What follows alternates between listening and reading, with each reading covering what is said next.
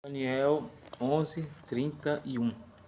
E tirarão o sacrifício contínuo, estabelecendo a abominação desoladora. Vamos falar sobre o dia do último culto.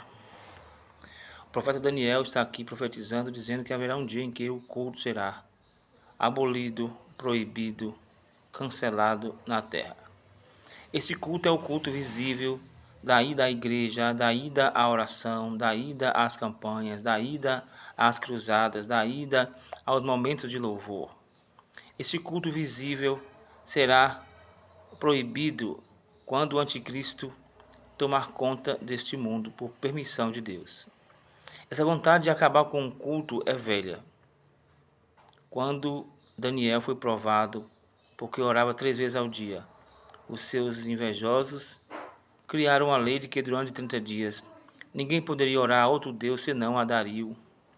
E Dario se encheu de orgulho por esse decreto, não sabendo que era uma maldade feita por seus algozes que tinham inveja contra o seu amigo Daniel.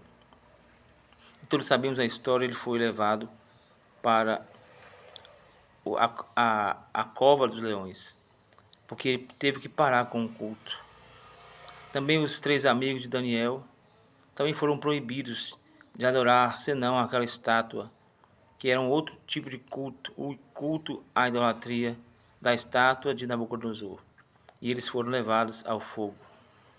A igreja também foi perseguida nos primórdios da era cristã, que o culto deveria ser direcionado ao imperador César, mas alguns não aceitaram devolver a glória de Deus ao homem.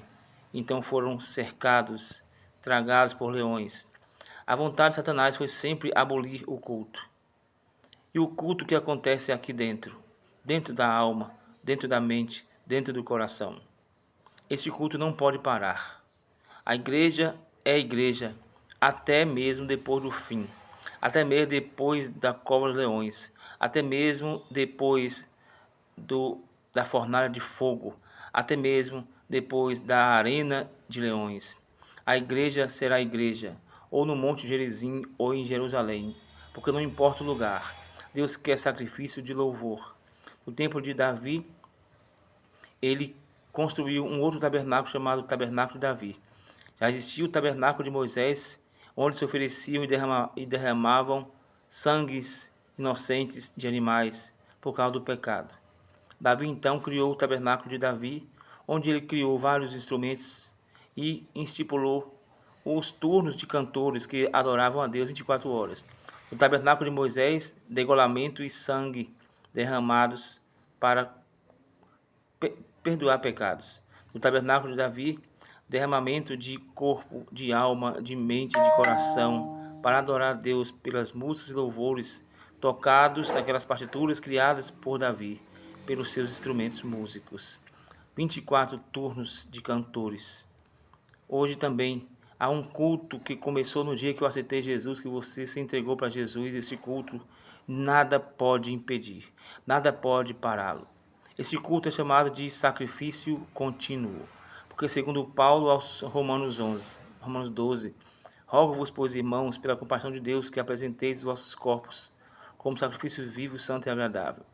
O culto deve ser racional, o culto deve ser vivo, o culto deve ser sacrifício. E a Bíblia diz, segundo o profeta Daniel, um sacrifício contínuo. Não podemos apenas cultuar no momento de festividade, ou quando houver um pregador famoso em nossas igrejas, ou quando um movimento, uma faísca riscar do céu e de repente todo mundo se alegrar num culto festivo. O culto é contínuo, o culto é um sacrifício contínuo, o culto é um constante derramar da alma de vida para que Deus cheire como um cheiro suave. O culto um dia vai parar, mas o culto que está aí dentro de você nunca poderá ser parado por nenhuma instituição. O culto da Assembleia de Deus, o culto da Igreja Batista, o culto da Igreja Presbiteriana, esse culto visível que acontece em dias programados, um dia vai parar. Mas o culto que nasce da alma e do espírito, o culto racional, Satanás não poderá parar. Então, dê glória a Deus. aprendamos a dar glória, porque quem glorifica não fica preso, quem glorifica não deixa Satanás prender o culto, quem glorifica não fica preso com depressão, com tristeza, com angústia, porque é um culto constante, é um sacrifício contínuo na mente, e a distância entre esse culto e a terra é apenas da mente ao coração, ou do coração à mente, é muito próximo, é muito perto e ao mesmo tempo muito distante, que nem todos conseguem cultuar de verdade nessa distância, mas quem consegue reconhecer Deus dentro do seu espírito, não deixe o seu culto apagar, não deixe o seu culto acontecer que venha esfriar, porque o sacrifício contínuo será tirado, mas esse culto que nasce na alma, no sentimento, nunca será apagado. Que Deus continue abençoando a todos nós.